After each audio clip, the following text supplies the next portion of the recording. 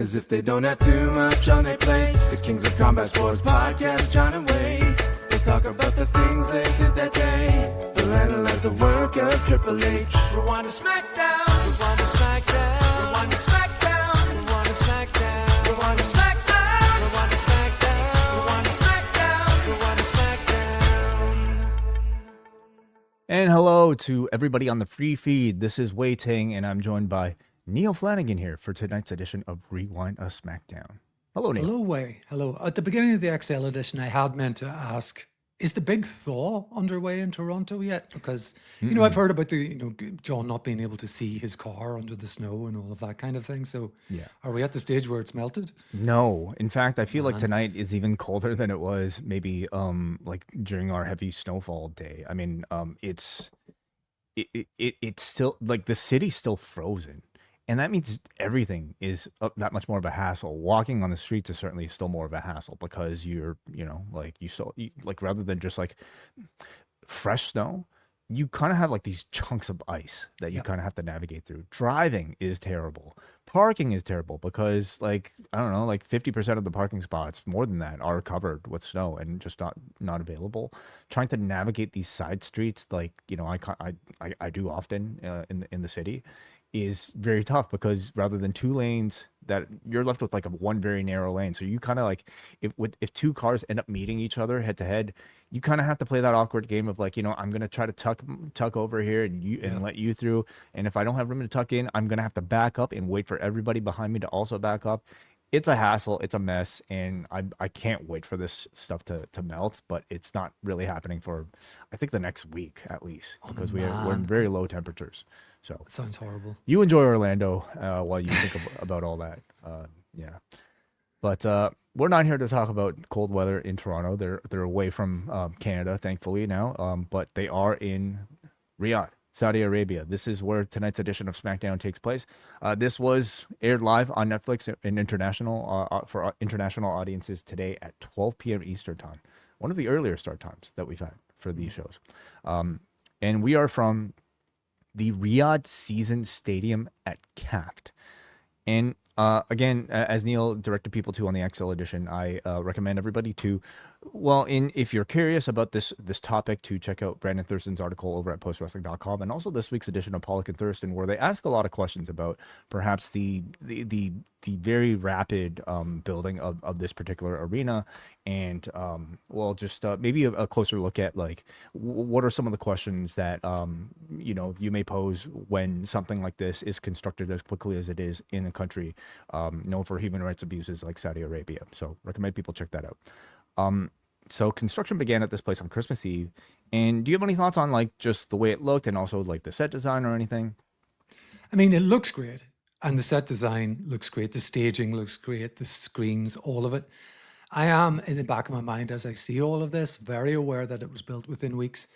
And it takes me back to the Qatar World Cup, which had a similar situation where multiple stadia were having to be built very quickly for that World Cup. And we know through extensive reporting that the conditions for the laborers was absolutely dreadful. And indeed, some people even died during the construction of those stadiums. This is not quite on that scale, but I think, Pollock and Thurston this week, plus Brandon's article on the site, just deserves to be read just for context on all of this. But to go back to your original question, it looks good. Yeah, it looks like a WrestleMania level set, which is, like what prior these Saudi shows are kind of known for at this point, like these massive gargantuan, set pieces. So Cole announces that there are over 18,000 people expected tonight. And he also notes 25,000 expected tomorrow. Cole, for this edition of SmackDown, also notes that there is a late arriving crowd as per normal in Saudi Arabia. And this just kind of was one of the main questions I had throughout this entire show, because there are very noticeable blocks and blocks and blocks of empty seats that you could see, particularly from like the sides. Yes. And I guess like I don't know what 18,000 looks like spread out, and if there is to be a difference between 18,000 and 25,000 the next night, according to their numbers, then we're accounting for about 7,000 people, which seems like a lot to me. Now, did this look like it was 7,000 people missing, or did it look like more than that? Do you have any sort of thoughts? Obviously, we don't have any official WrestleTix numbers for this or anything like that. I thought, yeah. I was going to ask what the WrestleTix sales were for this, but it's interesting. At the beginning of the show, when Cole notes that it's kind of some sort of tradition in Saudi for people to turn up late for these things, there is so many empty seats. Beyond the ringside area, there's an awful lot of empty seats in the sort of riser area. As the show goes on, it's more difficult to tell because it's in darkness largely, those areas. So I think it did fill up. I got the impression that it filled up as the show went along. But I'd be interested to see the difference between this stadium tonight and tomorrow. Yeah, it was sort of like I was having a really like weird time trying to like look at these crowds, because if you notice in this picture, like there are these white things attached to every seat, which I believe are like headrests of some sort. And like to me, they would usually be the indicators of like the empty seats. But there are moments, especially like towards the end of the show, where you can't see them, and that was likely from people standing up, right? Then like what also didn't help was the fact that like I mean they didn't really light this crowd really well, and maybe that was intentional, you know. And we'll see tomorrow if like there's different lighting for this crowd. So like there were moments at the start of a match where it looks completely full, people are going crazy. Then when the match starts, it doesn't look full. But anyway, I don't anticipate we'll have any sort of concrete, you know, numbers. But tonight, Cole announced over 18,000. Take that for what you will, whether or not this actually was the case. They certainly sounded really loud, at least in this opening segment here, because we start things off here with Cody Rhodes, who mentions that Drew interrupting his match with Jacob Fatu, who talked about Drew interrupting his match with Jacob Fatu on Saturday. And this mere mention of Drew McIntyre elicited a massive sing-along to you know, oh, Drew McIntyre, despite maybe like, you know, like however empty this crowd might have been at this point, this was like one of the louder sounding reactions I've heard from Drew McIntyre, you know, more so than, at least on camera, even more than like some of the UK appearances, I felt. Agreed. It's like really marked to think back to the Greatest Royal Rumble and some of those other earlier events where the crowd seemed to be invited. They were sitting in sofas at the, you know, at ringside, and it was all extremely sedate. This does seem like a very fervent followers of the product who want to sing. They were even doing the "shut the fuck up" chants and stuff like that, which you really wouldn't sort of associate with this crowd. I don't know what the royal family would think of that, you know. The people who showed up early clearly are the ones who, you know, watched this stuff week to week and like really wanted to be there to, I mean, you know, this felt very much like a, I would say like a, you know, UK type of crowd at times where they were cheering not for the baby faces, but for the heels. In this case, Drew McIntyre, who they seem to love. So, Cody says that Drew only won the title and not the thing that is most important that comes with it. He says that Drew has a chance to be the role model for kids watching, and he's nowhere to be found here. Cody talks about winning the Rumble himself for the third time and challenging Drew, to which this crowd boos and chants no. We should also mention, I believe this was on the kickoff where Jey Uso did something similar and was met with a very similar reaction from this crowd who did not want to see him win. So again, not necessarily cheering for the baby faces, instead going quite the opposite here. He says maybe Sami Zayn will win, which elicits a big Sami chant. Then Cody brings up the possibility of facing Punk, and he brings up after he wins the Rumble, and this brings up a CM Punk chant. Cody, I thought, like, gave us a really good gauge of this crowd. They love Drew, they love Sammy, they love Punk, and they do not want to see Cody win this Royal Rumble. So out comes Randy Orton, who gets a massive sing-along to his theme song. Randy says he and Cody are brothers, and he knows how dangerous Cody is after losing the championship. But nothing is more dangerous than a viper chasing number 15, and he will not hesitate to throw him out. This prompts Jey Uso to arrive, who comes out through the ramp and not the crowd this time. He says he wants to win it back-to-back as the crowd yeets along with the promo. So they'll yeet with it. They don't want him to win the Rumble, but we'll yeet with it with you. Yeah. Sami Zayn is up next, showing up in a really comfortable looking like army green sweater. Wouldn't you say, Neal? I would. Sammy's a man after my own heart. Just, you know, something comfortable and that a 50-year-old man might wear. Yeah, yeah. I mean, maybe he kept this on throughout the entire flight from Montreal, just like he's dressed for that weather still. He speaks a bit of Arabic here before telling us that what his plans are for the Rumble, which is, of course, to face Drew McIntyre. And the crowd responds with a bit of an Arabic chant of their own. I'm sorry, I do not have that translation here. He says tomorrow was the culmination of 3 stories for him. He could win the title that's eluded him for so long. He could finally beat Drew McIntyre after losing to him 11 times. Still a laughable stat. And he's never lost a match in Saudi Arabia before. This prompts the Vision to arrive, all 4 members, and the crowd tells Heyman to shut the fuck up. Heyman breaks into Spanish before joking that he's in the wrong international city. He says tomorrow will be Braun Breaker's night. Nick Aldis comes out and sees that there are 4 people on opposing sides standing, in this whole building. So he makes an 8-man tag for tonight. So we got an easy setup for the main event tonight with a really hot Riyadh crowd. And Sammy, I guess effectively lining out his plot points heading into the Drew McIntyre match tomorrow. What do you think? Yeah, I thought it was a decent but lengthy, long-ass segment, this. Even Randy's entrance, and we got it again later on, took forever. But on that score, I would say he was probably the crowd favorite here, even over Sammy. He got, I think, the louder response. They're singing his song. That doesn't hurt as well. But I kind of expected the crowd to go a bit more crazy for Sammy than they did. They were certainly very receptive to him. They loved it when he spoke in Arabic to them.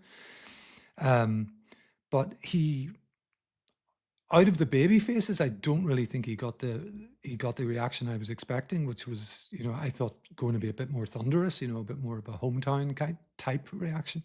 I agree with you. And you know what? This is also a thought that I even had for the Montreal shows last week. And Sammy is rightfully positioned as like maybe the top guy, hometown guy for both Montreal, and you can argue by sort of default the hometown guy here in Riyadh. But he's not the most over guy on these shows. Saturday, yes, because he was positioned in the main event as the guy winning it. But on SmackDown, I thought Randy outshone him, and I would even say on this show, Randy's star power outshone Sammy. What matters is in the match itself against Drew. I think the crowd will be, well, they love Drew though, so even that question. But I don't think they'll cheer Drew over Sammy. But the question remains, is Sammy as popular now as he was perhaps in prior instances of him appearing at these locations? Has the time passed to crown Sammy as maybe even the top guy, champion, what have you? I think it would have been difficult to do in 2024 when we had the moment at Elimination Chamber where it seemed this could be the time to pull the trigger. But that moment has definitely passed. I think Sammy just is not as hot of a baby face as he was, getting Coming on off for the 2 bloodline. years ago. Yeah, coming off the bloodline Yeah. angle. He's still there or thereabouts, but as we'll get to as we go through the show, I've become less and less convinced of him winning tomorrow, which I had gone into this weekend thinking there's a very good chance of. I now don't really think so. We'll see. Yeah, I don't disagree with you. By the end of the show, I felt his role to be somewhat understated. Now that could be intentional to get our guard down, of course, but I also don't necessarily see him heading into Mania as champion. But we don't know yet. So that is our opening segment, and that's our main event for tonight. Carmelo Hayes is issuing his next U.S. title open challenge, and it is answered by Rey Fenix. And I thought these two had a very strong acrobatic match through 2 commercial breaks. A lot of time given to them in this 3-hour edition of the show. Phoenix is up top. He loses his balance twice, but climbs back up and delivers his double stomp to Hayes while he's sitting on the top turnbuckle. Hayes then delivers a springboard DDT for a 2 count. Phoenix avoids nothing but net, but nails a DDT of his own for 2. Hayes delivers a springboard. Hayes catches the first 48 and then delivers nothing but net for the victory in what I felt was a strong showcase win with very good in-ring action and both guys receiving decent reactions. What did you think? I thought so too. The the slip, and I think it took him 3 attempts to get up onto the big ring post, did not mar what was a very good match. You know, he didn't really miss a beat. I mean, you know, Mello did have to sort of just wait for the move, but this is nitpicking. I think Carmelo Hayes has come on quite a bit, and they did even during commentary talk about the maturation of Carmelo and the.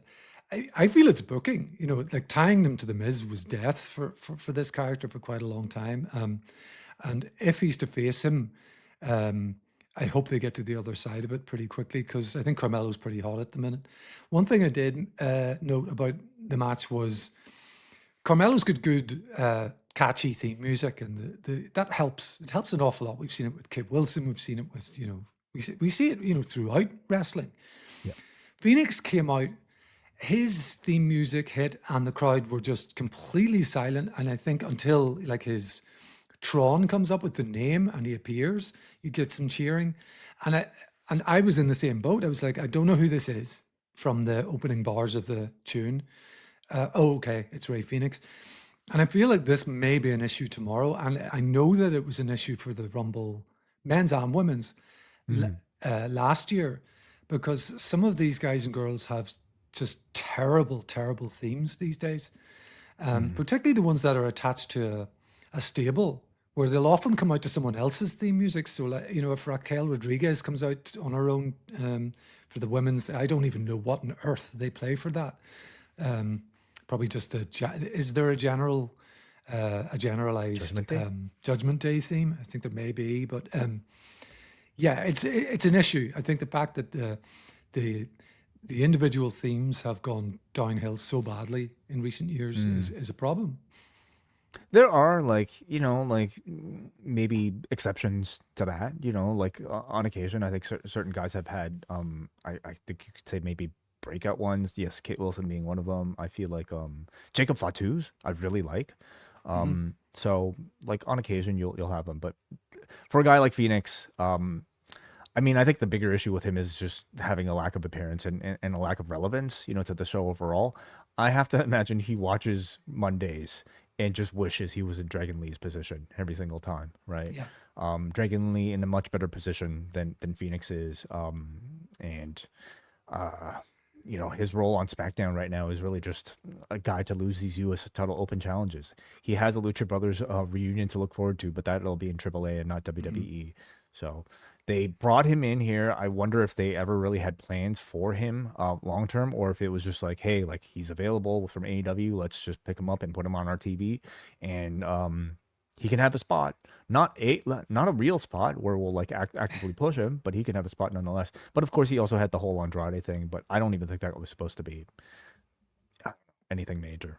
Yeah, it was interesting. I thought, you know, not too long after his signing, he subbed in for an injured Rey Mysterio at Mania last year. You know, so yeah, I felt at that point, you know, they're serious about this guy. They know he's talented, but yeah, since then he's really just been floating around, you know, in the lower depths of SmackDown. My only hope maybe is because he's great, you know, that when he gets together with Penta and AAA, the powers that be, you know, they kill it. The powers that be watch that and go, okay, well, this is something we need to bring to the main roster. Ilya Dragunov is in the back with The Miz, and The Miz tells Dragunov that Carmelo told him to interfere in their match last week. Dragunov sarcastically introduces himself and shakes The Miz's hand hard, and he says he doesn't care or know if he's working with Melo, but he knows that tonight his pain will entertain. I cannot do it like John. I'm sorry, everybody. No, me either. You should do it in your way, which would, like, you know, like word for word, you doing an Aleister Black promo or an Ilya Dragunov promo, I think will have its own very unique appeal. Neal. Well, maybe something for the future. Maybe you can recap this for me instead, because Truth is in the back with Nick Aldis. Oh God! And what do they usually talk about? Of course, it is balls. So we get a lot of balls jokes here. We get just maybe half a dozen balls jokes within 2 sentences. Yeah, they're so funny. I just can't. I was laughing so hard I didn't even take notes because I thought they were so hilarious. So My Damien, notes consist of the two words "ball jokes," and it was just because I was rolling on the floor at this. It was incredible comedy. I think it's awesome. Yeah, so good. So Damian Priest arrives. Aldis tells Priest that he has entered the Rumble. He's managed to find a spot for him, and Priest draws his number, which he is not happy about. Even Truth offers, "Hey, you could draw again," and Aldis says, "No, you cannot draw again." So Priest is not happy about his number, suggesting a very early entry, and he says it only means more time for him to throw people out. So Yeah, throw some fools out, he says. well, we know he won't be number one. Well, yes.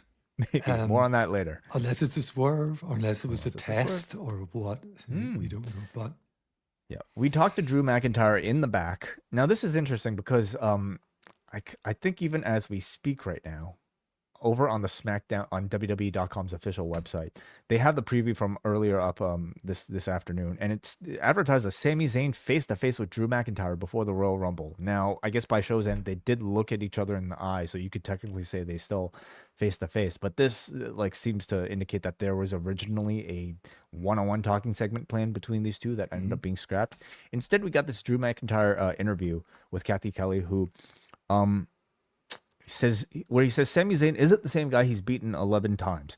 He's now facing a Sami Zayn that's main evented at WrestleMania. But he says Sami is stupid for getting himself booked in an 8-man tag the night before his title match. And he asks Sami if he's willing to do whatever it takes to take the title from him. Because Drew is. So are we going to get a moment of Sami holding the championship, deciding whether or not he should use it? And we've had that with Sami way back in NXT, was whether or not he should use the belt on Kevin, I think it was. One of the many times they came to blows. Drew isn't entirely wrong about Sami's title shot. His big moment is in 24 hours, less than it or whatever, and near enough.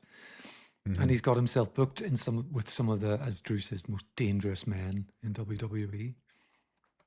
It's a fair point. He's not that's kind of stupid for doing that. I don't disagree. Rio is backstage. They're asked about possibly being the last two in the Rumble. They say that they'll still be friends afterwards, so it's okay. This is when Julia and Kiana James enter. They are the number one contenders for the tag championships, of course, and they insult. I'm assuming in Japanese as well, but they talk trash to their opponents both in English and in Japanese. James says they won't be the final two because Julia will go on to become to win the Rumble and become a triple champion. This is when Lash and Nia Jax both announce that they're entering the Rumble and that they're also next in line for a tag title shot. So concurrently building to the Rumble and also our tag team programs here on SmackDown. Yeah. Charlotte and Alexa, do you have something to say about this? Not much. I did the very small interaction between Julia and Io, trashing, yelling at each other in their native language, did feel somewhat authentic compared to, and that doesn't take much compared to a lot of what we've seen with, Julia and Kiana paired up. So that little moment just I did notice it, and it kind of sparked something into me thinking, God, I wish the two of them were paired up, in a program and then in a singles, because we know they're both incredibly good wrestlers. Yeah. And I just hate the way, I say it every time, I just really can't stand the way Julia's being booked at the moment. No.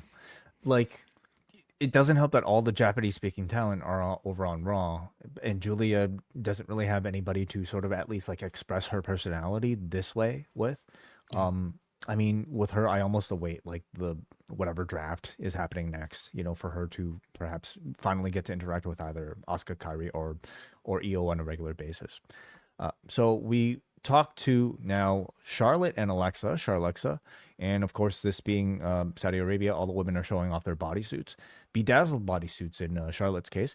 Charlotte says that she'll win the Rumble with Alexa by her side. Alexa says she was planning on winning the Rumble instead. Alexa says she's made history by having the first women's match in the Middle East, a match that took place in Abu Dhabi in 2017 against Sasha Banks. And she wants to make history by winning the Royal Rumble in Riyadh. Alexa tells Charlotte, not everything is about you. And Charlotte and Alexa ask if they're each going to toss the other over the top rope. More just sort of really, I think in my opinion, awful, cutesy, are they friends or are they not friends type of interaction between these two. They are interrupted by the Judgment Day, Liv, Roxanne, and Raquel, who all announce that they're in the Rumble. This is when Nick Aldis comes out, who just like on this show, he must have been really busy on that 12-hour flight or however long it took to get here, because he has had nothing planned for this edition of SmackDown. He comes out, says even though the Judgment Day are not on SmackDown, his rule is that if you're on this stage, you are volunteering to be a match tonight. So brand split be damned. If you show up, you're part of the show. So we have a match here. Charlexa taking on Roxanne and Liv. Big sexy Raquel Rodriguez. You like that nickname for her? I actually quite enjoy it. It Yeah. it gives me a little laugh. I just want to see her become Kevin Nash. Like, I want to see Yeah, let's her do it. tweet like Kevin Nash, just like criticize everything about modern professional wrestling. Big We do sexy, the fake broken leg angle as well. Just do everything. just do the Just Nash all greatest hits. hits. Love that.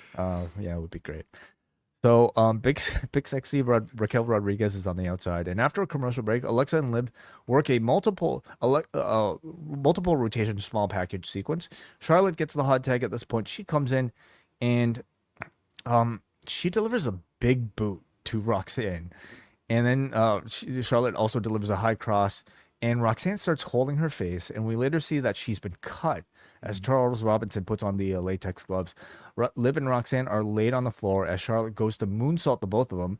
And from my angle, it looked like Charlotte landed her knees onto poor Roxanne, like adding a bit of, well, insult to injury, perhaps. But hopefully she's okay after all that.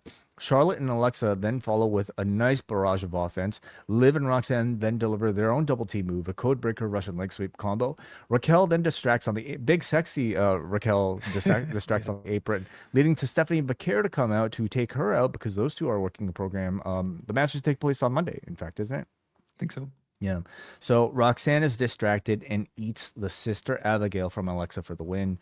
I thought this, like, it had a good amount of engagement from the crowd, who I think saw enough people as stars here, especially Roxanne and Liv, coming over from Raw, who always like adds a lot to, you know, the pairing of Charlotte and Alexa. But I thought the match was a bit messy after Charlotte's tag in, and I overall found it to be a notch below the tag matches you would otherwise see between the women on Raw. I agree with that. Yeah, it was a little bit messy at times. Poor, as you say, poor Roxanne got the shit beaten out of her in this. The camera moved away from any blood very quickly, and I thought that was kind of interesting because they don't seem to shy away from it that much these days. You know, it's something that they might focus on. I don't know that it was to do with the Saudi element of all of this. You know, as you mentioned, this was the first women's match, so they're all out in there, you know, done up right up to the neck. And I find it quite interesting because clearly this is a crowd that watch SmackDown and Raw every week. They know all of the story beats. They know who everyone is. I don't know the answer to this, but my question to myself is, you know, are the women shown in full? I mean, I can't imagine they're blurred or anything like that on Saudi TV, or maybe the locals just watch it on YouTube or something. I really don't know the answer to any of this. There's no way they could be blurring like the No, it'd be too much arms. of a production headache. No, of course not. Not to mention the fact that, like, I mean, movies do get shown, like, you know, so I imagine, Yeah. like, if it's on television, it's just one of those things where it's like maybe not a big deal.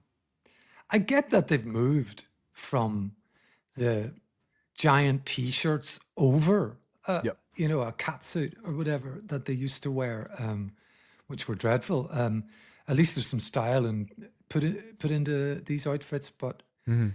you know, I don't know. It's immodest, I think, is what we're told. So that's it. We go up next to Jordan Grace, who's in the back. Grace talks again about her ambitions to win the Rumble, and this is when Jade Cargill comes in and attacks her. We get a big pull apart. What would you say of Jordan Grace's main roster introduction so far? It's been okay. I wouldn't go much further than that. I think in ring she's great, so I think that's her strength. Some of this, I think that this program doesn't help particularly because Jade isn't a wonderful promo either.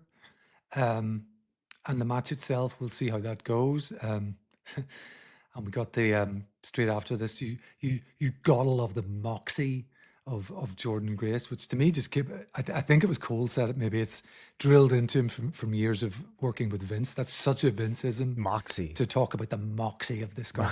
The moxie.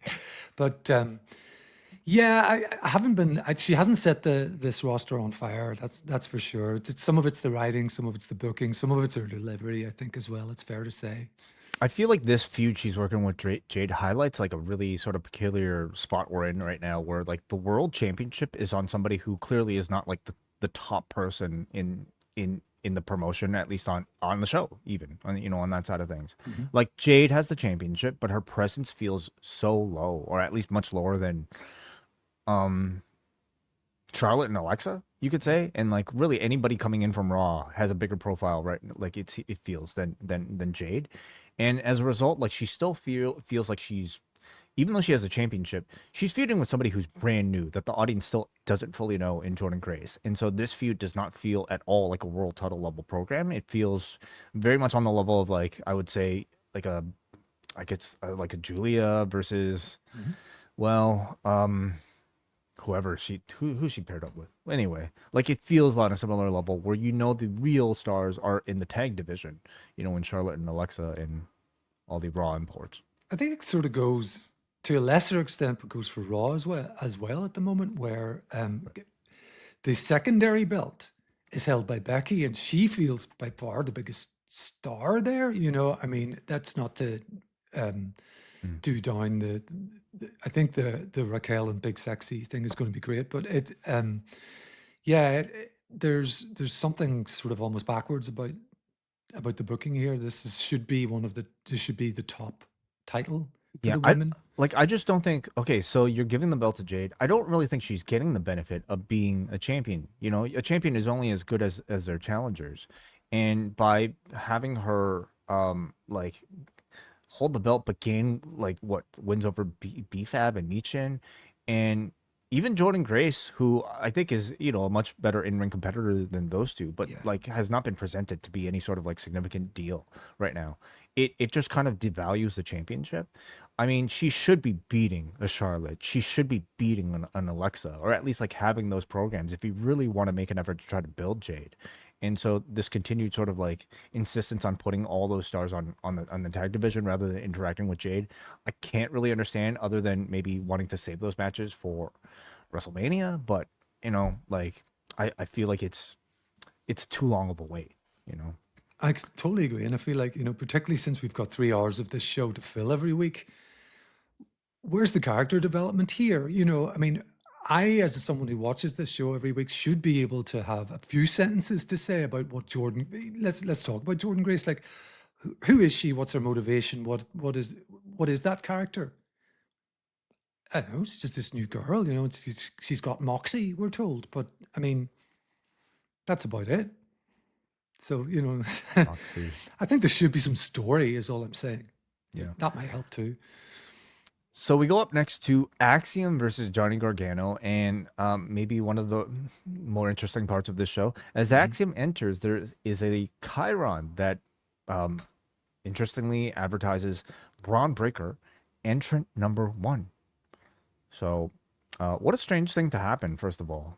These aren't mistakes that, again, if you wanted to believe that this was a mistake, these aren't things that just occur normally on a WWE show. Did a file name get mistakenly entered and somehow mistaken for an Axiom, lower third? I don't know, but does this so interesting to me? I mean, it's so clearly with the detail there. You've got the flag of the competitor. So it says Braun Breaker. It's for listeners. It's got the US flag beside it. It says that he's 6 foot. It says he's 250 pounds, and it says he's entrant number 1. And it has the Royal Rumble logo over to the left. This doesn't feel like, I mean, this absolutely feels like the logos they will be using as entrants come to the ring during the Rumble match tomorrow. Yeah. So a production error, I think, is much more likely than some sort of swerve or some sort of something like that. But it may be a test. It doesn't necessarily mean he's entrant number 1. But a test of what? What would they possibly gain from revealing that Braun Breaker is the first entrant? nothing really. Yeah, Like, I'm reaching. It seems such a bad error to make. yeah. Now, is it so bad? Like, is anybody going to say, I'm not watching the Rumble anymore because I know who's entering number one? Not No. really, right? But it is like a screw up that you don't typically see with this sort of production. So, well, here's a question: do they change this afterwards, knowing that Interesting. I'd be this is it? tempted to, and we know that the Rumble can get shifted around a little bit. But if you've got a plan for example, Braun Breaker to be the Iron Man of the match, maybe not to win it, but to be the Iron Man of the Rumble and to build him that way, then stick with Plan A. You just got to just shrug your shoulders and say these things happen. Just do it, like nobody will really remember it so much after the fact. And I think like having Braun be the Iron Man entering at number one, like to be Iron Man, I think it's always still more impressive to be number one than number two, even though both of them are staying in the ring at the same amount of time. History, though, will remember the first entrant, not the second entrant as much. So I think you make him number one, make him Iron Man. There's a chance he might be both Iron Man and have most eliminations this year. Yeah, absolutely. Which would be a very impressive stat to attach to him. So maybe I'll get some of your predictions at the end of all of this, because we heard from me and John, but not so much from you yet, Neal. So we get the match, and in the back, Aldis tells Gargano that Candice LeRae is barred from ringside, and also states that if Axiom wins tonight, he will get his mask back, which assures an end to this endless feud between these two on SmackDown. There are people that are starting to sing, "Oh, Johnny Gargano," and this is when you realize all the people who are here are people who really like the show and probably watch every single week. This is almost 2 hours in, and like, what did you make of the fullness of the arena by this point? It looked a lot fuller than it did at the beginning, where you could see. I think it was part of it, partly because of the light getting darker as well. But what were very clearly empty seats at the start of the show, it wasn't so clear whether they were empty or not, particularly because this crowd had a habit of turning on the flashlights on their phones. So what I had taken to be empty parts at the back clearly weren't there. At least there were some people up there with their phones waving around. So I don't know. It was difficult to tell. The people who were there made their presence felt. And I think that was my most important takeaway from the crowd. They were loud. They liked to cheer and sing along. And we're quite Western almost in their ways, with the shut the fuck up chants, with the Seven Nation Army stuff. All, these are things you don't really associate So with the Saudi crowd. So these two have their match. The two fight up top, where Axiom delivers a swinging vertical suplex from the second rope. This is followed by Gargano hitting the Trent's Crunchy, which gets a 2 count. Axiom is back up top and delivers a top rope Spanish fly. He then goes to the corner and grabs his mask, and he is about to deliver the golden ratio, but Johnny Gargano cuts him off with a super kick. He was distracted by his own mask, you see. Gargano then rips off Axiom's mask, his like the one he wore to this match. But because the other mask was there, Axiom puts his old mask back on and is able to deliver the golden ratio for the win. How lucky for him to have the extra mask lying right there. Yeah, very handy. I mean, the action was very good. It's hard for me to like say anything bad about that. But I felt this match was kind of cold in front of this crowd, and I mean, for me, it's this feud has been between two great wrestlers that has just not been very good. In fact, it might be a feud where I think I might have enjoyed it more without watching any of the story that preceded it. Anyway, so this seems to end. What did you think about this? Like you said, Wade, the story of all of this is just so bad that I'm just glad, as Cole said in his own words, the saga is over, he said at the end of this match. And I'm very, very, very, very glad about that, because this mask thing has just been a disaster, I think, of a story. The match was pretty good, and I think it was nicely paced. It got off to a fairly kind of deliberate start, and then to speed it up, and particularly the portion after the commercial break, the one-man Spanish fly, and I just sort of was thinking, okay, this moonsault by Axiom's great. And we were told he was on Real Madrid's books as a as a youth footballer, and a bit of a we got some story for Axiom's background, why it is he wears a mask. He feels he represents all people and wants to wear a mask because he's not a luchador, but all of this. That to me is more interesting than this running off with his possessions each week thing. So as far as all of that's concerned, I'm just glad that this seems to be at an end, and hopefully they can move on to something else. Because as you mentioned last week, we essentially have Gargano on his own against a tag team, and that doesn't really compute either. The big question is, what happened to the SmackDown tag team division? We thought they would come back with the 3-hour Raws, but they're nowhere to be seen right now. I mean, yes, we do have tag team champions. We got this feud between the MFTs and what is it, the Wyatts? But where was the tag team division that was the highlight of the 3-hour shows a year ago? None of those guys are to be seen, and it could be a combination of injuries. In the case of Ciampa, obviously, just not here. But they're not even really that's why I think that's part of the reason why this feud feels so endless is that there's no destination, because we can't get to Fraxia versus DIY at the end of this. So Axiom wins his mask back, and then what? Maybe I guess they'll have ambitions to win the tag team championship. At minimum, I bring back the Motor City Machine Guns. They were on AAA last week. I wondered where they were, and it's not injury clearly because they were in Mexico. So bring them back, but that's another babyface team. So but I agree with you that it was one of the highlights this time last year of the 3-hour shows was this. Tag team division in SmackDown, and it's been whittled down to the Wyatts and MFTs, which has not been grabbing my imagination too much. Carmelo and Dragunov are in the back, and Carmelo wants to clarify that he had nothing to do with Miz's interference last week. Dragunov still has his doubts about that, and says regardless, after he beats Miz, he expects one more chance to face Hayes for that U.S. championship. So that is coming up soon. Trick Williams is interviewed, and he tells the cameraman to pan down to his lemon pepper steppers. Do you own a pair of these, Neal? I'm not sure that I would carry them off quite as well as Trick Williams does. And I wouldn't want to be kicked by anybody wearing those shoes or boots. No is the answer. I think I'd be very uncomfortable in those. Yeah, but I mean... someone who exclusively wears sneakers. Be worth it, though. I think that discomfort for to just simply say lemon pepper steppers, which is a lot of fun.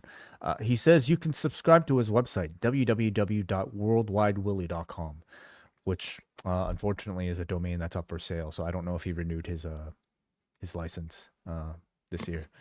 He says he's going to win the Rumble, and of course he says it in a much more charismatic way than I'm able to. I thought this was a very old school feeling promo from Trick here with, I would say, I mean, obviously talking about his entry to the Rumble, but otherwise no real sort of purpose to it. Didn't insult any sort of heels or baby faces, I mean. And Kathy leaves it smiling. Yeah. And that to me is the usual tell of I don't know, how we're supposed to feel about a character. So I almost got the sense this was almost like a total babyface promo from Trick Williams. Could they be thinking about turning him this soon? That was absolutely my takeaway from this. Kathy's got the big grin. For those who are watching, you can see the still, and it's kind of the, oh, you kind of reaction, as he walks off. This felt like every bit the babyface promo. The charming kind of, he's OTT, he's charming, but he's lovable. And that's what it felt like. So I could see it, but it would be a 180 from what they've done with him so far. So it's interesting. It would be, yeah.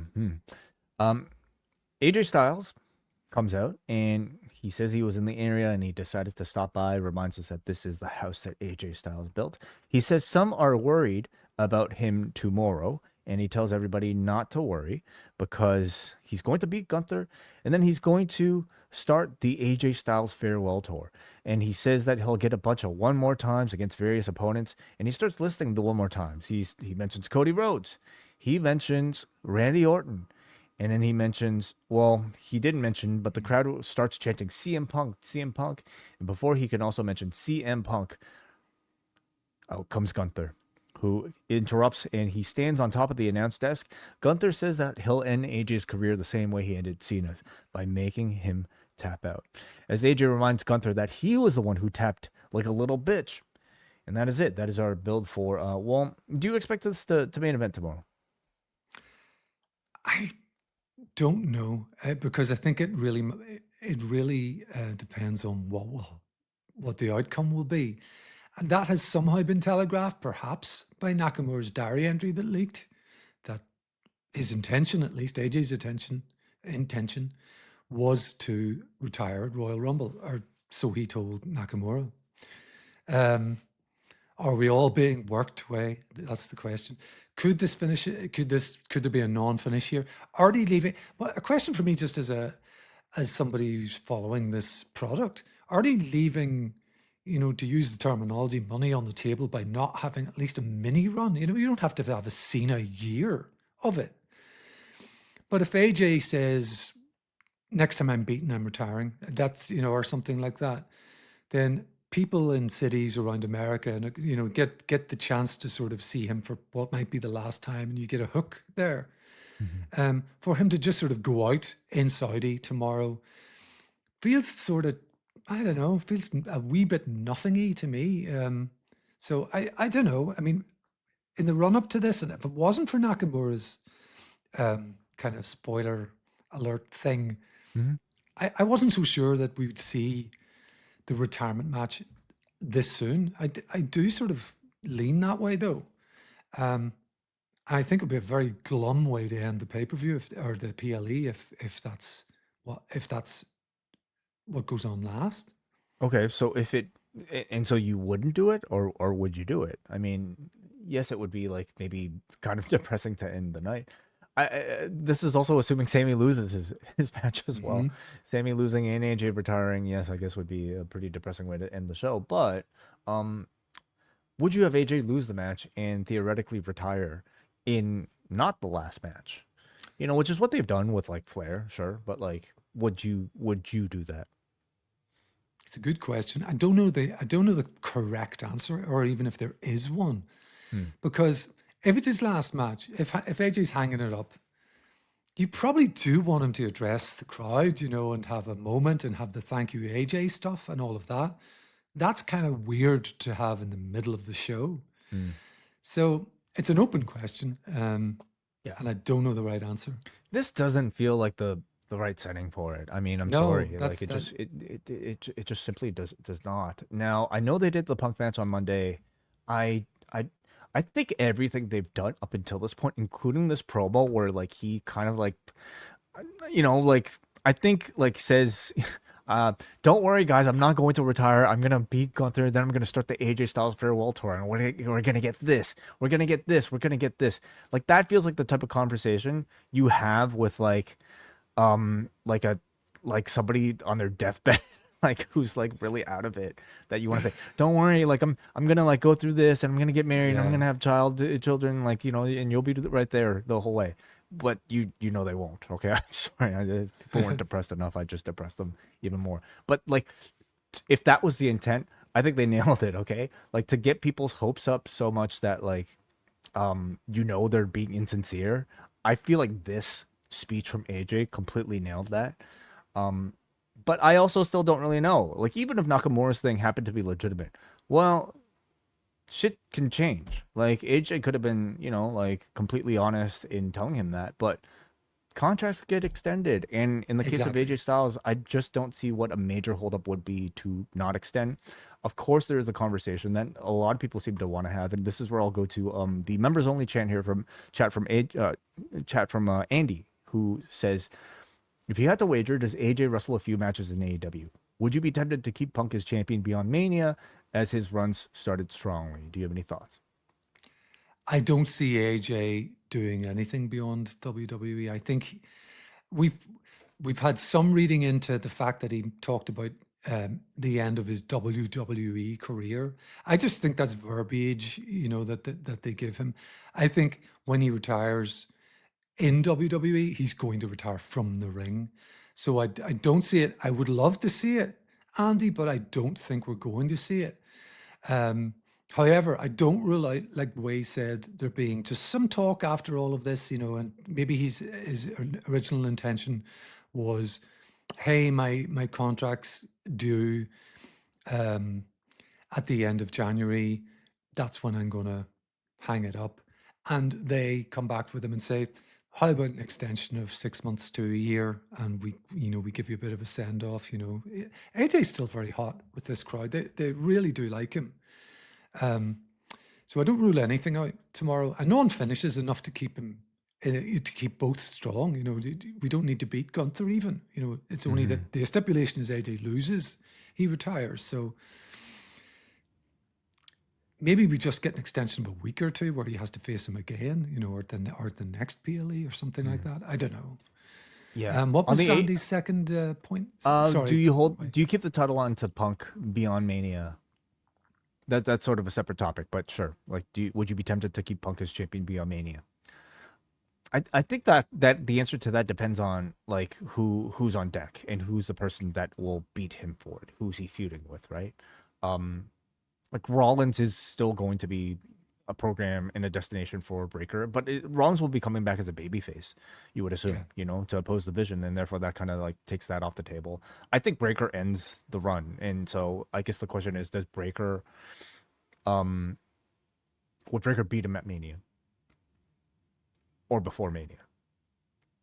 Yeah, I could absolutely see it, and I think it's one of those things where the creative direction could change, the plans could change right up to very close to the day itself, because there's all sorts of very interesting things you could do either way coming out of that. I could see the Punk run continuing.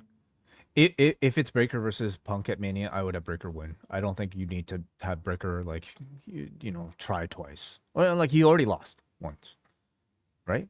Or at least he was unsuccessful, and so I think he would have to beat him the next time. So I think I would have him lose it at Mania personally. All right, let's go to our next segment here. We got Shinsuke Nakamura and Tama Tonga. They are backstage here, and Tama says, "What happened to you? You used to be the king of strong style. The Shinsuke I knew would have beaten AJ Styles last week. So maybe it's time for the Shinsuke Sayonara tour." Nakamura says he's still. Nakamura calls Tama a young punk to him still. He calls him the bad boy Tama Tonga, and he needs to give him a gift as his senpai. So he says, "See me in the ring next week." So finally getting some movement in this one after, I guess, weeks of hearing these two speak Japanese to each other. And we're getting Tama Tonga versus Shinsuke Nakamura. And these two have only had one singles match together, May 20th, 2012, on New Japan's anniversary tour in Osaka back then, with Nakamura at that time winning in 9 minutes. Excited for this one? What do you think? 2012. Wow. I am surprised, but it was that long ago. Yeah, I'm intrigued by this.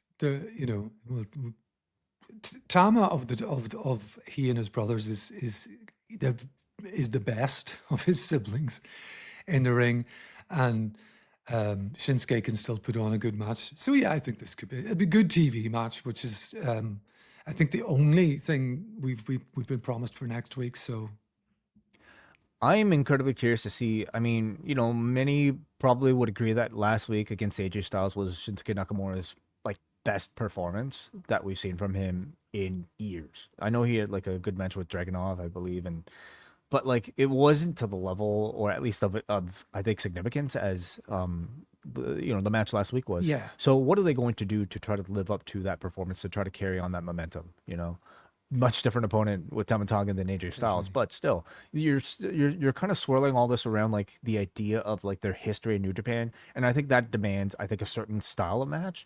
You know, like they can't just do like a WWE headlock, you know, type of thing. Oh God, no! Right? I hope not. At the least, I mean, and then the promo was very much of a kind of if you know type thing, you know, about their history in New Japan, which a lot of the viewers will not. But I think you're right. He's got to be the king of strong style. Yeah, whatever that means, right? Whatever that means in February 2026. Yeah. Yeah.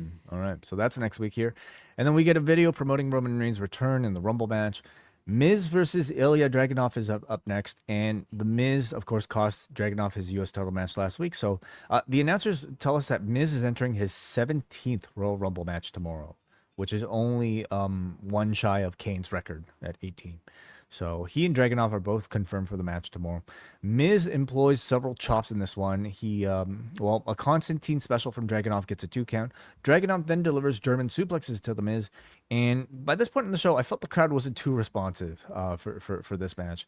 They start fighting up top as the Miz gouges Dragunov's eyes. He dives for some sort of like double axe handle that's like way off, but Dragunov meets him with the Torpedo Moscow. This is followed by the H-bomb for the victory. And I felt this was a really interesting combination on paper because like Dragunov is such a workhorse and the Miz is not known for that at all. And I feel like in terms of pace, this might have been like towards like the top, I don't know, 10% of like most active Miz matches I've ever seen, just in terms of activity and pace and the amount he had to bump for this guy.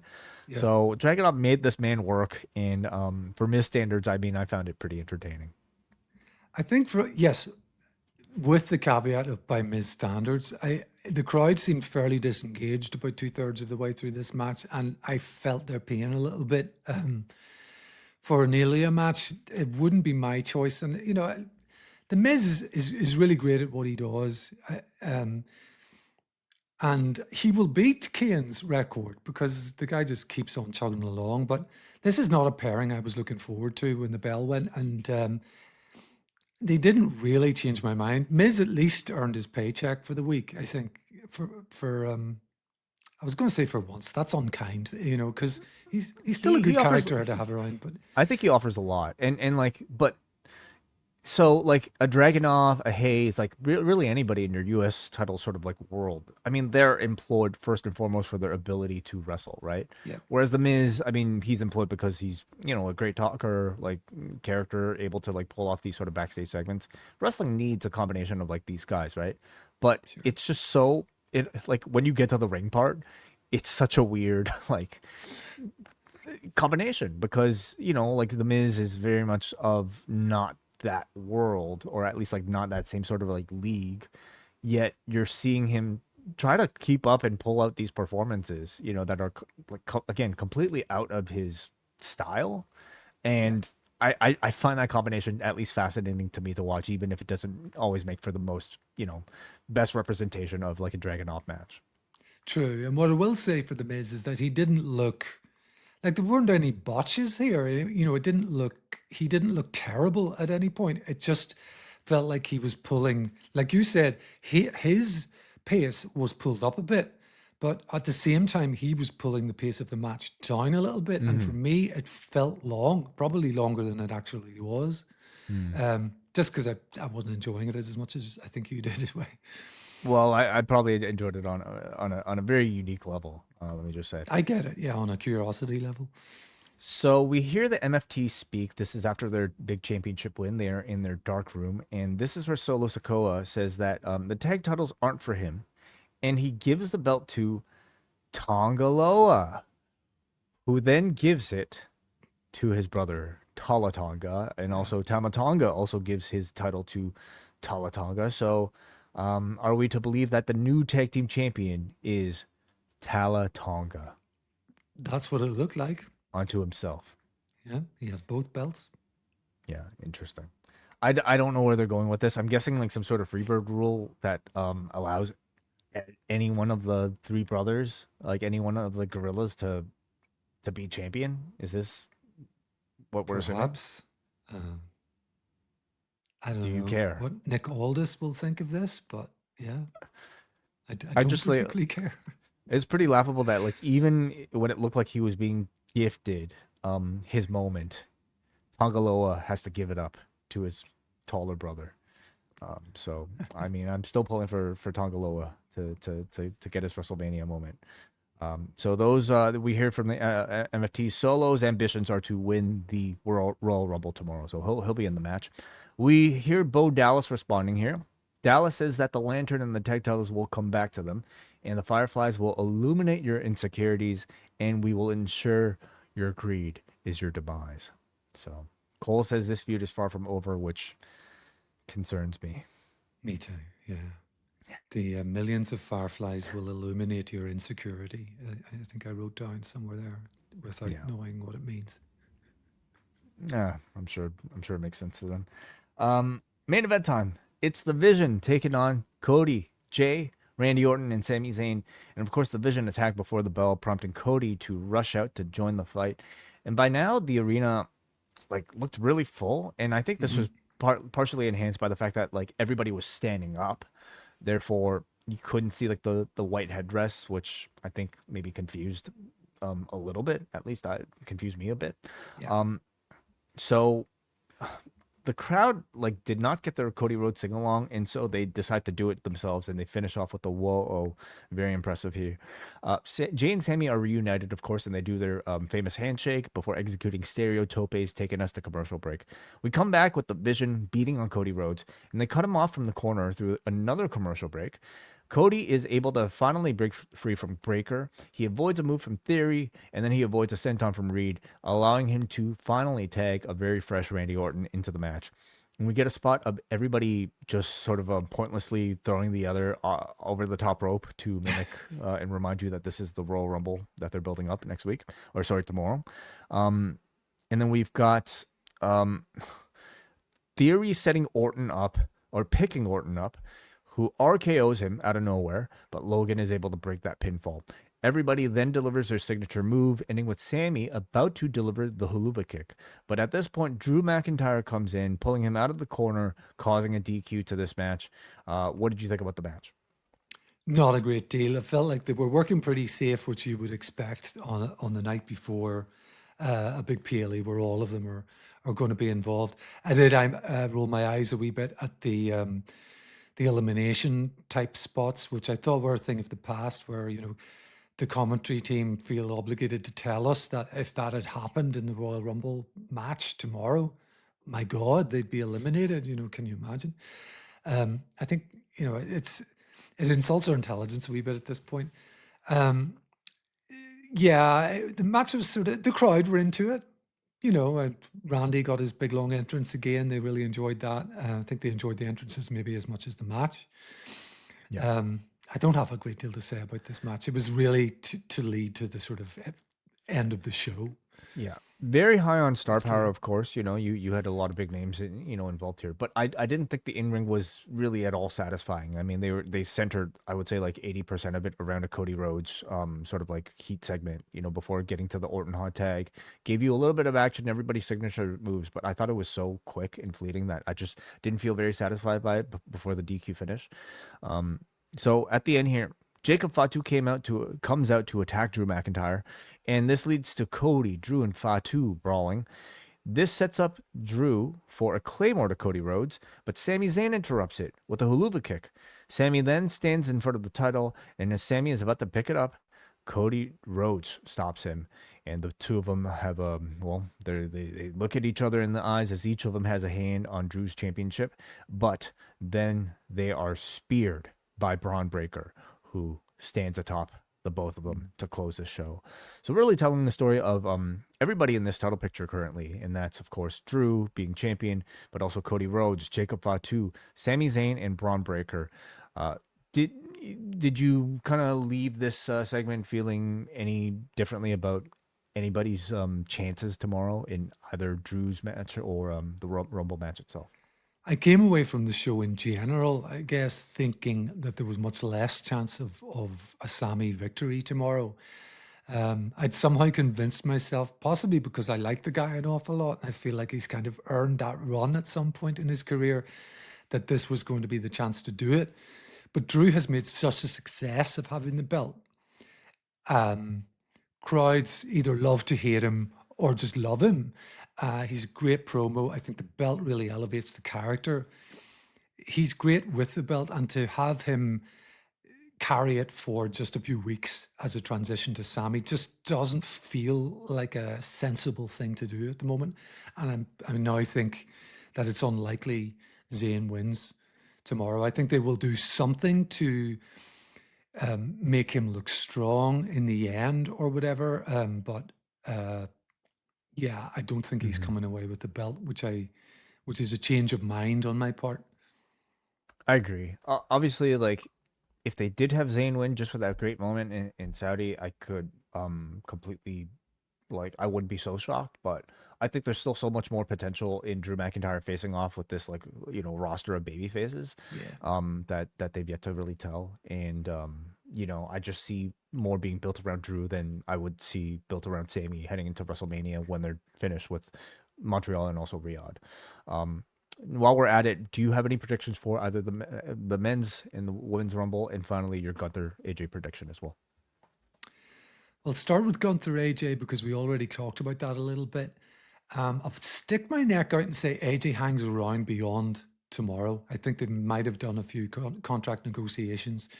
So that would entail having to keep Gunther strong. So perhaps a non-finish, or I don't think they beat Gunther, some sort of non-finish. Hopefully something a little more creative than just, the ref throws it out because of interference. As for the men's and women's Rumble, I really don't know. Like, if we're going to have Breaker at number one, I think the likelihood is he's more going to be the Iron Man, and perhaps, as you mentioned, Way, which was a good call, most eliminations. So it keeps him really strong, but I don't see him winning. Could easily see him winning Elimination Chamber and that being his route, perhaps towards Punk and taking the title off Punk at Mania, if that's the way they want to go with that. As to the winner, of the men's winner, I think it's down to a few, and Cody's in that mix, Roman's in that mix. But I think it's that level of the card you're looking at. I don't see, for example, Brock winning. Yeah. While we're at it, this is the updated lineup for the people that have officially been announced for the Rumble. We've got Cody Rhodes, Gunther, Jey Uso, Rey Mysterio, Dragon Lee, Penta, Roman Reigns, Solo Sikoa, Jacob Fatu, Braun Breaker, Logan Paul, Bronson Reed, Austin Theory, Javon Evans, Oba Femi, Randy Orton, Brock Lesnar, Damian Priest, Trick Williams, The Miz, Ilya Dragunov, and Matt Cardona apparently announced on social media tonight. So 1, 2, 3, 4, 5, 6, 7, 8, 9, 10, 11, 12, 13, 14, 15, 16, 17, 18, 19, 20, 21, 20. That's 22 names, leaving 8 surprises tomorrow, barring other announcements prior to the show. So that's where we're at with the men's Rumble. Okay. All right. So no official prediction from you. No, I'm afraid not. I don't want to pin my colors to the mast, really. And the women's Rumble match is kind of in the same boat. I just don't really know. Liv would be, if I had to pick anybody at the moment, I think it would be Liv Morgan. I think her character's great. I think she's great in the ring. And I think she feels like a project for them at the moment. Mm-hmm. So, it's kind of an open field. There are definitely other choices there, but yeah, I'm feeling Bianca Belair myself, but it feels like it's the favorites are probably Liv and Bianca. We have 17 names attached to it thus far. It would be Io Sky, Rhea Ripley, Roxanne Perez, Liv Morgan, Raquel, Big Sexy Raquel, I should say, Bailey, Lara Valkyria, Asuka, Chelsea Green, Jordan Grace, Charlotte Flair, Alexa Bliss, Nia Jax, Legend, Julia, and Maxine Dupree and Becky Lynch. So I guess Kiana James is not in the match. She's just going to be helping her somehow, ringside. So there you go. 17 names so far. That leaves 13 spots. Potentially filled up with, I think, several, NXT participants, and who knows who else. I think Ava, as much as said, like, clearly on this week's NXT that there'll be quite a few. Sol Ruka, I absolutely think will be there. I think we know Nikki Bella will be there. That's right. We might see a few people from the past as well. All right. So that does it for our review of SmackDown. Thank you very much, Neal. We will be continuing in the XL edition if there's any, do we have any feedback actually? Let me just check an update. Anyway. Still one. Okay. Well, maybe we'll just, should we read the one here before we just sign off? Sure. Yeah, I'll do it. I think the Riyadh crowd just proved that they love the Royal Rumble and may deserve WrestleMania 43. So that's just Jesse's opinion. And then he also says, with Ava leaving, what does that mean with The Rock, since she's his daughter and there are rumors of him having a big Saudi payday at WrestleMania 43 Riyadh? My answer to that is that I don't think it means any. I don't think his daughter's departure means anything at all for Dwayne Johnson. Yeah, it means absolutely we nothing. could see him tomorrow. We could see him in the further run up to this year's WrestleMania. We've had some teases of some strange phone calls from senior figures that even Triple H, have to listen to. So that could be Dwayne. Who knows? It means absolutely nothing. Nothing whatsoever. This seemed like a very amicable decision that Ava made on her own. So it's not like there's any controversy attached to it. And then like I don't the whole thing about the crowd deserving of WrestleMania. Listen, it's like there's certainly a rabid fan base, we could say, as evidenced by like a lot of these recent shows.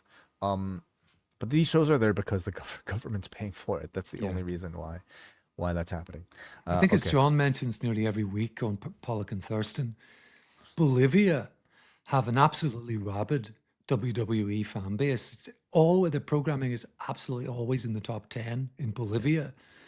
When are we getting the Bolivia PLE to serve these fans? This is why we're told, by some of the interviews, they go to Saudi Arabia. The reality, of course, as Way has just pointed out, is that $50 million is why they go to Saudi Arabia every time for one of these. So it's this company is not saying, "Wow, these crowds are really loud. We should bring WrestleMania there next year." Yeah, that makes zero influence. Okay, well, thank you everybody for your thoughts on this. We are back tomorrow, myself and John Pollock talking about WWE's Royal Rumble, and we will be live at 10 p.m. Eastern time here at youtube.com/postwrestling. So make sure you like and subscribe, and you'll be notified when we go live. The show does air at 2 p.m. Eastern time. For those of you that are watching, that'll give you some time to watch, digest, leave some feedback, have some dinner, maybe watch Collision, as John Clanchester and Kate from Montreal will be in the Post Wrestling Cafe at pretty much about the same time as us, talking about that show. So you can choose to listen to that afterwards or before, and we'll have you covered either way. Neal Flanagan, thank you so much for joining me. What else would you like to promote while you're here? Well, if you're a double or you're still with us and you're a double and or espresso level, book club came out yesterday with Alliance Tale. John Pollock and I giving that book a good dissection and a nice chat about Jericho's career and what might be next for the guy. So there's that, and I'm sure I'll be back soon after my vacation. Yes, of course. Always recommend book club. Always recommend our post news updates that Neal, Jack, and John provide for all Double and Espresso tier patrons. We do, of course, have. This is probably the second last time you'll hear me talk about this, but this is the last 48 hours for somebody to sign up right now and beat the price increase. We're increasing our price for our regular tier from $6 to $8 starting in February. But if you are signed up right now or will sign up before February 1st, you can keep your $6 a month rate for the entirety of 2026. So this is your last chance and one of your last reminders for this. So go to postwrestlingcafe.com, where we are also offering new members a 7-day free trial. So you could try that out. We're also offering a 7-day free trial for the double tier. So if you want to experience the lovely voice of Neal Flanagan and get access to lines tell of Neal and John Pollock talking about the Jericho book, you can sign up for our double tier if you're a new member and get that for absolutely free for 7 days. Would recommend 100%. Thank you, Neal. And thank you everybody watching us live, and we will talk to you guys a little bit later. Bye.